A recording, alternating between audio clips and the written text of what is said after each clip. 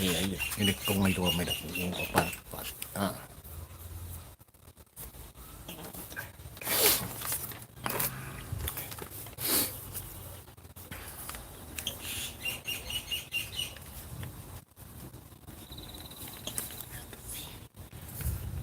Well, where are people?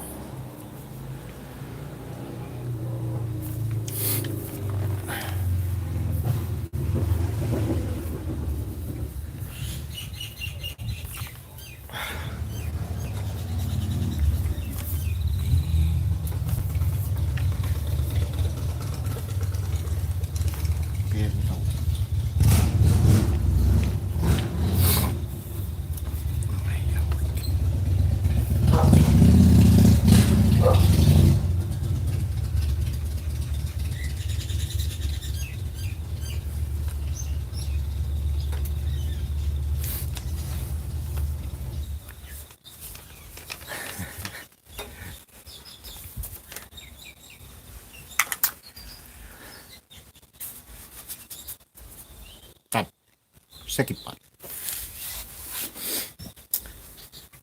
Ile anganga fia ma le whaalo tele ta waisa moai ma lau tāpua inga. Ia ai mai se fo'i lau sila mai moa i le nei tauli unga lua o tā maftanga e fifia lava la autou au auna. Pali il tampo ua ai le polango o te toi o whalofa ma o whatalo whatu. Ia te oe Samoa le atunu ue pele i lo whatu.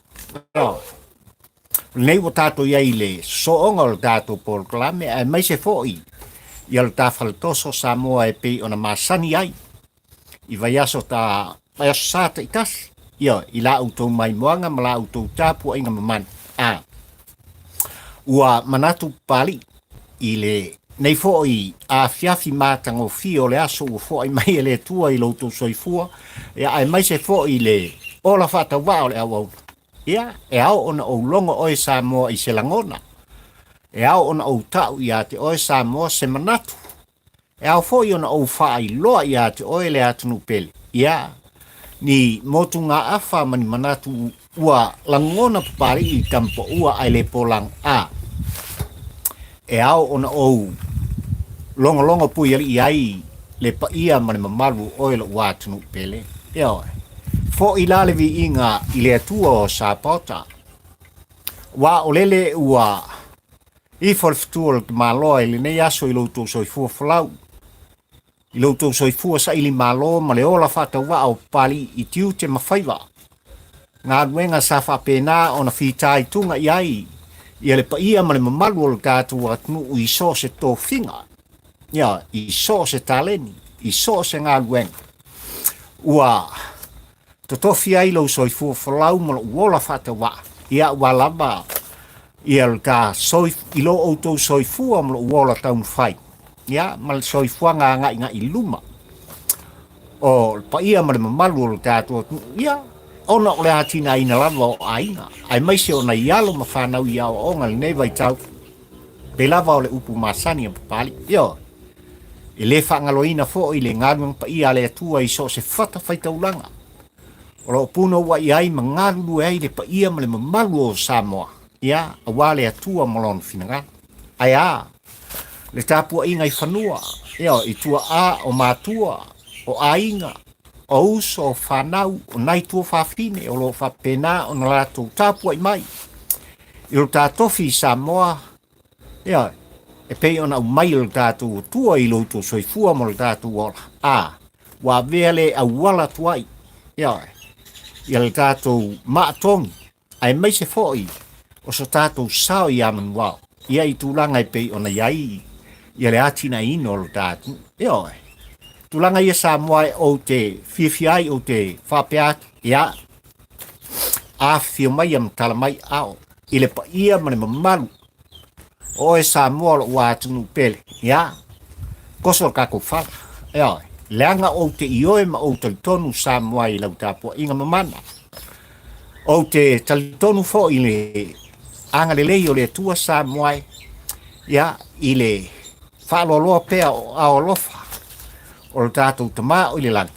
ia il soifua falau mai lava I maunga te tele se I o lava I se upito I titi o le au tinifu I tutonu ma fafo mai o tātou tangata o oe le Samoa ai mai se pari I Samoa ia talofa lava ia Samoa wa e silsilana I le autu o mafaufaunga o manatu o te talanoa atuai I lau tāpua inga ma lau sila mai moa I le nei tāu ni ngalua o manatu e le anga e au ona momoli soutou finangalo ai mai se foi o la ngona fataua o la outou au auna I le fafonga anga ia ele ngata I lana fionga le tamaitai pālimia o le tawhai ngā malo o filfilia e Samoa le whātuatua I le atua Samoa utasi le au wa o le whātuatua ia ai mai se lava o leo lo whapeo na vea ma prestene o whamasnonga o whanua msuafa wa o velo sao le tātou whamitala e le tauan toe fe alfa ia la ngona o le atunu ma so manatu le anga o leo o tau sila mai o tau sila ma o tau whafonga ma o whalongo Samoa e matautia o le mea lea lau fionga le alori lau fionga Fepuleai Atila o lo pati wa tāle taimi te whamābai wa tāle taimi a fai e te muswai le upu whamāwai o tūlanga alo I o sos tangata e lava le tō mai e iei le tō wha e iei le wha utautanga ia no whapeatu lea lau fionga le te maitai pālimia ai mai se fōi le au wā o le whātutua I le atua Samoa utasi ia la lesi mea kuri no o te taulao no turi pe a fai e le mawhai e leo lo a vea ma presteni o le whamasnonga whanua masuafa ona ia te ia le sisi o lima ma whamawai mai I le tūlanga le anga ua tapisa le tapua inga Samoa mia I leo maua fo I se toa I le tapua inga le atu ma o le upu tau tino lea Samoa o le upu tau tino lea ma fuanga le ua manatu ai o le taimi o Fepuleai Atila e ao ona whamawai alo ia I le tūlanga prestene o whamasnonga o whanua masuafa a whai musua whātuatua I le atua Samoa ukasi ia kulilo tulilo leanga o lea e mai mo atu Samoa ma matamata atu le atunu I tūlanga ua le mautonu ai ai mai se lava o whamasnonga o whanua masuafa o le ola tanga o tangata Samoa I so se Samoa ia te oe le Samoa ai mai se fo I papali I le tampo ua le talano atu o le a kele I le whaamtalanga muli mai ia I tūlanga e pei ona wha autu ia le launga wha tampo ua ai le polango Samoa I lau tāpua inga malau mai moa ua iei le mea utupu tono le tātu o se tūlanga e whanono ai tāpor klame Samoa malau tāpua inga leanga o lea ua angina ia tūlanga e whapena o nanga lele ia tuai ni usila ma au se talia ai mai se fo ioisi atunu o le langi I tūlanga e pei ona iei le COVID-19 fumaraipa I leanga lele Samoa malau tāpua inga e whaitau miliona lona whatu peina o tūlanga e pei ona tauni mai nai le tā malo I Samoa tui o puipuinga o le COVID-19 fumaraipa e pei ona iei nei whamaioti ai o le mea ua mauti no I le asolo nei e ui ele I tele I aisa saanga I lana fionga I te maitai pālimia ai ua mauti no le tūlanga o le whaarehanga ina o nisi o vaila au ma tui pui e pei ona tau mo whai atuai ia ni usila nei lona whainga malo au se talia I lana whainga malo ia maisi atu o le alolangi e tu inatu au hale pui o tātou tangata o le fōai e fōringa mai e au noa ma se sene a Samoa e alua le anga le lei o atu tele ai o lo tu fsili le mafau o pali I tampo ua ai le pola e fōringa mai e leo se mea na tupu lota mai ia lea fa le tong I tūlanga I pe ona iai ia le lipoti I tūlanga ua fa le hanga nai ia le tele o tui pui pui ia atonu ua se I plaka ia man tua fo ia tui nei Samoa malau tāpua inga e au ona teu le leili tūlanga e maru pui pui ai I lona maruru e talawhianga ai makau kia le kala ua mai mata fo I ma mai tawina e papari I tampo ua ai le polang o leanga e whaingata o leanga le iatu. Kalofa. Ua tali tuali maina. Leanga le iatu atu tele o le laula. Kalofa le whainga malo. Ilana fionga le tamai tai pāli mia le ainga ka peneta ma le au wa o le whātua tua I le atua sa mo ukasi. Se le kiti mea utula I mai. E lui tawina ai le whātua tua o le whainga malo. I lana fionga le sa whapito, ma lona au wa. Wa o ngai foi mea, kasi lea lu I tau tele sa moai. A le fsile pali I tampa ua ai le polango ma lau mai moanga sa moai. I le nei tau ringa lua. Ai sa ua sola mai ai. Ia leo lo whaululu I ai. Ia mtanga luenga o whale mai le sunga le li fo mai. Ia tate na seri tono New Zealand nei, mōna siaking, au le sa ia sila fia le me utu. Ai sianga le va whailoa. Ai sianga le va whailoa ai. Il ta whainga malo o tula I mai. Ai mai se le atu. Tūlanga e pei ona iai le whaale tonu. O le pui puinga. O tui nei sa tui natu. I le anga le lei ma whai mea lo whatua I nei atu. Te le pei ona Usila, Australia, Amerika, Manisi atu o le lalolanga. Ia la ku sai whala. Sau ka whau kongo ngi Usila ngei vange lau whaafonfonga sa mohe ma lau tāpua inga. Ai le se I longo. Ia le whainga malo utula I mai I lea whaale tonu onga sa. Wau mantua sa moal tūlanga I pei ona. Malai ai le over se lau alom whanau o le tātu atnu un misela. Ma fuesa. E leo toi pō malai le talan sa lau tūlanga o le whaale tonu, o le sese. O vaila au sa whapena o na whaonga ina I nisi.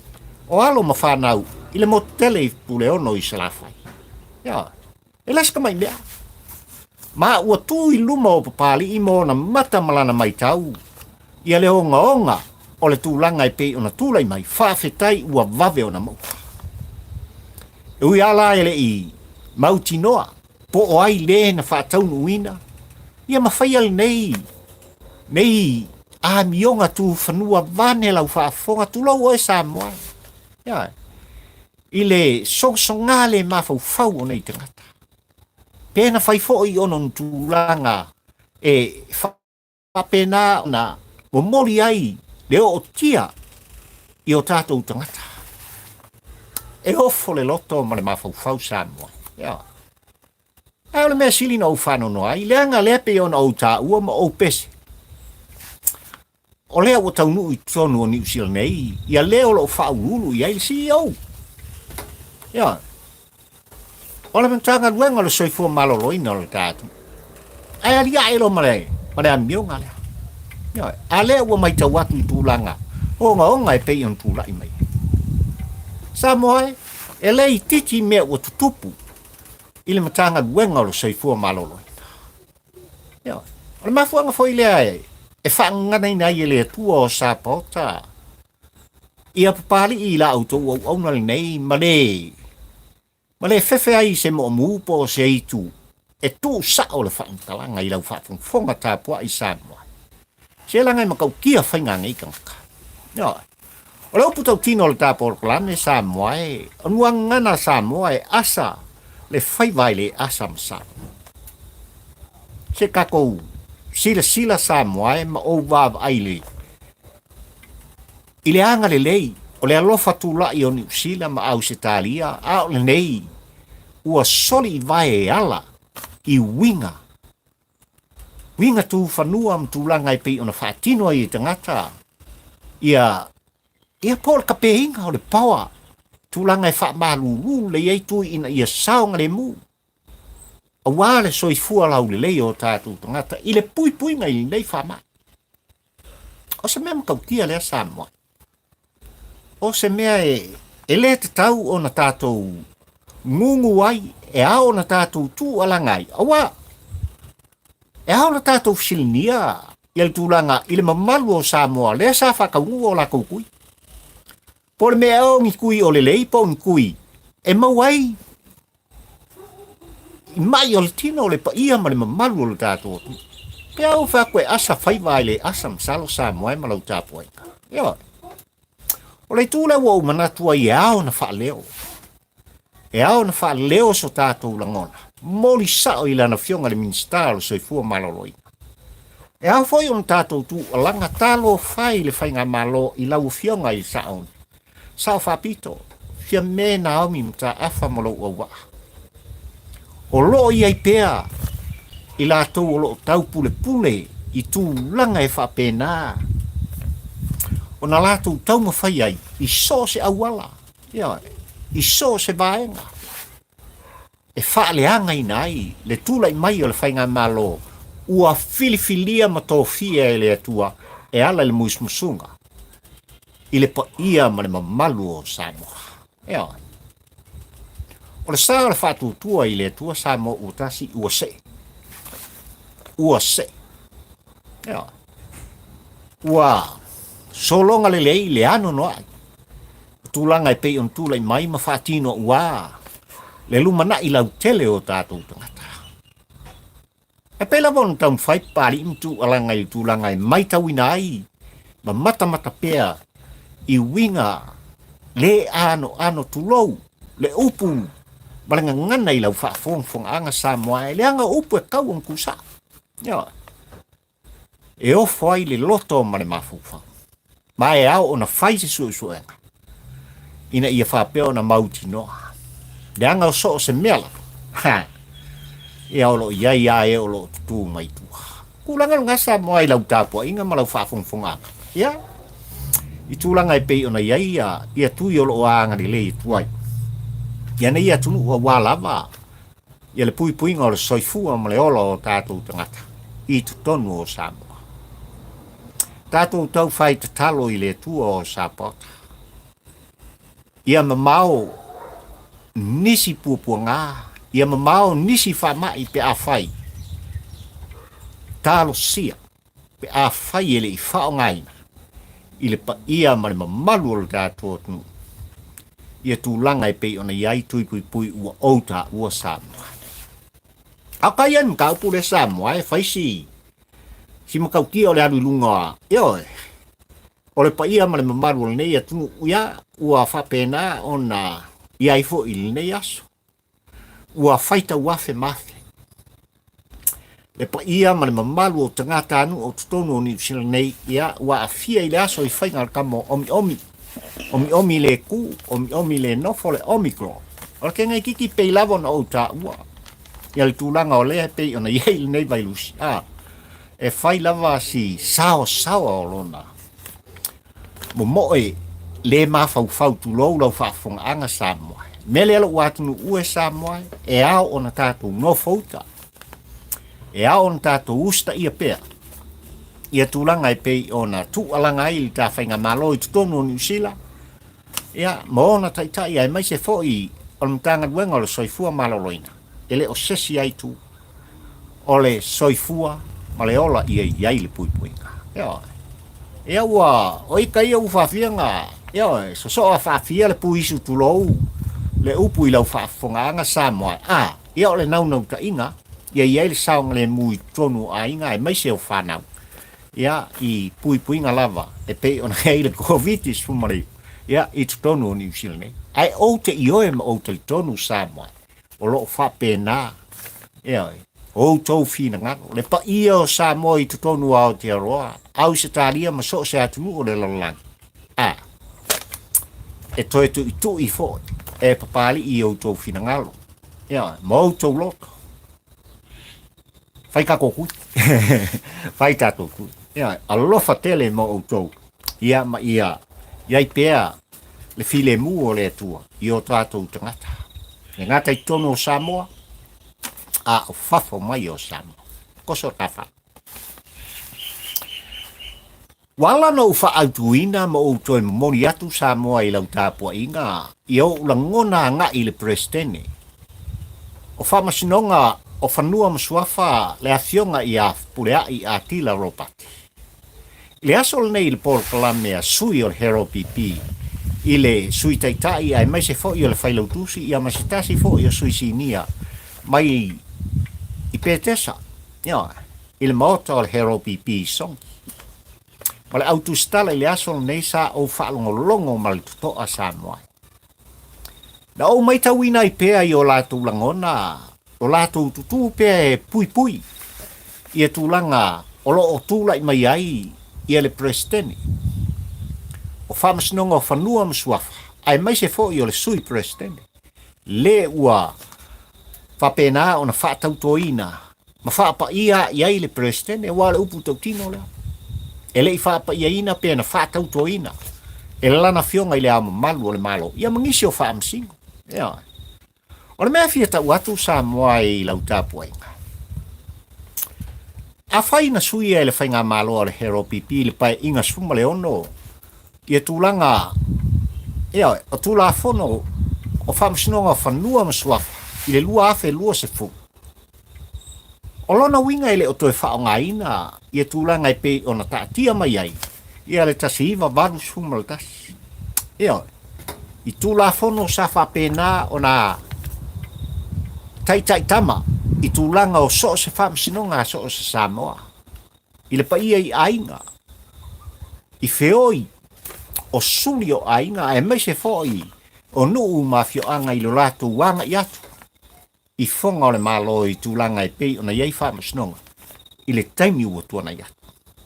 O na sui loa lea, ma ua sui uma.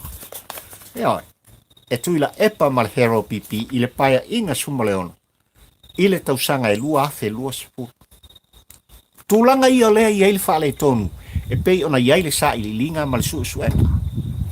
Ale komisi whaapale mene, lea ua tō fia, o lo o whaia le suenga, o le ale tele I eise whaamtalanga, a papari I le tampo ua ai le pola. Ai na o I eile ngona. O fontoe, le ale le pule, ia e mai se foi, o le afionga ia sulamana ia. O I lātou ia sa whaatalnoina le autostala I le asol nei, ai mai tau. Ma mata no nofo I ai pali I ilangona sa whaalia. I tūlanga e pei ona fitusia I ai, ia le prestene o whamasnonga whanua masuafa malana fionga I le minsta. O whamasnonga o le tātu nuu Samoa. Se o le whaingo fia I ona mkau. E leo se mta upu e tau milo ina. O I foi sa avatua I le isi tā por kalame sa moai. Wakasi ni mea sa o Fepuleai. Ina ua ia I o ina. Matali mai I lana fionga le minsta. Tūlanga e pei ona whaatatia I le teimin nei. Ia whamasnonga o whanua masuafa olo tātu nu. Ona o lea o lo whaili sa I li linga mal suenga. Al komiti whaapale mene. Pei te iane inisi o fitusia inga. E ofo le loto. Tūlanga e pei ona toe a ngai mai ai I le prestene o whamasnonga whanua msuafa mai ia. Tala no ai, I le autostala ma whaasala wai ona langona a ngai le minsta. Ma nino sa moa I lau tāpua inga. Ia le tūlanga e pei ona iai. Ia I tū tauwhia ngai o le tātu. I le whamasnonga, pālimia maraka peneta. Ia mai se foi. O le whong Fepuleai, ma le pale mene o Samoa. I le tatu lunga o pali, se ua o lava I o tō walo, ma sau whanau, ua ala langa ma mala malama I le tāwhito. O le tāwhainga malo, ai mai se o malo whaatem cross. O tau pulenga e pei ona ielu tātu nuu I le vaitau le mei. Ai o tūlanga e pei ona watu waile avea. E rei o lai tāla whiangai. Na wha manino ai e lana fionga I le minsta I le prestene, tātia. Kakia. Leanga o le whaili suenga I tūlanga I pei ona iei le tūla whona. Lea ua mafuai, le whao pepa SS, malona wha upuina. Lea ua salalaungi, ia makai ka inga solo ai tātou atu. Lo outou pa ia, ma lo outou mamai. Ai whalinga mai li nau ta inga o Fepuleai le presidente o whamasnonga o whanua masuafa. O lo o tū pēr masasau. I le mai tau o pali I ono langota. Ia. Pe lava no ta ua sa moae. O tūlanga e pei ona iei tō whinga e pei o le presidente mai to tonu lava o le parliament. Ia. E ao ona lātou I o ina. E ao hoi ona lātou whape mai. Ua lava lea. Pe a whai. Pe a toa le lua vai tolu. O le maota whono o Samoa. I tūlanga o se mta upu. O nga whapene wa I lalo le ta whawai Samoa. E whatu ina I se lafu. Ia. Ai tamil nei lo talitununga. E ao ona molisao se langona. Ia Fepuleai o pari I kampo ua ai le pola. Whamawai. E sili atu le whamawai lo talitununga. O anga ia tamali. O anga ia tupu. Ia. Il whato whala inga. Whamawai. Whamawai file mu. Ai le anga o le toe tongi mai tonu. O tūlanga I pei ona iei le suenga. Le anga ua iei le matenga le tāpolo plan. E le I titi. E te le sa moe malau tapuai. Ea. Ke le. Olo ia pari I le singasu. E sau se taimi o ulongo ina matau ina ai. I lau tāpua inga. Malau whaafonga anga sa moe. Ai ona. Pe lava ona o tāua. Olo iai le sa I linga. Ia ma le suenga. Ala komisi whapalmene e pei on suena mta upule. Ia. Mele sa moae lo atunu pele o manatu ile den fiafi. Ia. Pilavo no tau fai e talatu tulanga e ao ai ona whamawai Fepuleai. Atila ropati. Mai to finga president. Ato e tepa sa moae malau tāpua inga I tulanga. E pei ona whaasau inai, matofia inai e tuila epa, marhero pipi. Ia, le nei fo I au au. E le whai ngofie. Ma fo isa. Le anga na o il whamsinonga maua lunga o le tātu. Whamsinonga o pili. I oe ai nā I le soli tula fono. O le taun whai o le oti. E wha o le oti li tangata. Ia, whiku kausanga le whalpipu. Pe ana o maliteimi nei, e le mi ngoi kuila e pali tūlanga. E whaasau mai lang kamane. Ia. Ai o le whai unga lava ia. Il tūlanga e pei ona. Whao manu ai. Ia leo lo a vea nei ma presidente. O whamasno o whanua masuafa. I le sa vea ma leo po leo fisa. Mane mtanga duenga. O whamasno. O le kaun whai whao o leo ti. Lea na whamaungia. Ia lea soli ngā tūla whono ngonga. Ele whamasnonga apili, whamasnonga maulunga o Samoa. Ia. Ai tu watu. Il parlemene. Ia, il whainga malo ale hero pipi, il to telo I la tau na tūlai mai. Whasao ka. E ui lava ina tō tele. Ai lau tele I maua le lua vai tō. Ka luas fulu I la tau sa palo pai. Whasao ka. Wa manino iai le whafonga anga, ma lau mai moanga Samoa. I tūlanga sa whapena, ona whaia e tuila epa ma le hero pipi I lo latou tūlai mai. Ia. Na manatu I latou, o pong sa pea ma mumoe le atu. Le ai. O le upu tau tino o pali I tampo ua ai le polang. Ua leva ona whiala Samoa. Ua leva ona sila fia e Samoa. Ia. Whai mai ale a fionga. Il te mai tai pānia, ua tūlai mai I taimini. Koi kiki au kāko kuai. Koi tikia. Koi kiki au kāko kuai. Ia. Tūlangal nai pi tau whaamatala nai, ia le ātoanga. O le autu o le launga whaatampo ua, ma mawhauwhaunga o pāri. Ia. I lau tāpua inga Samoa.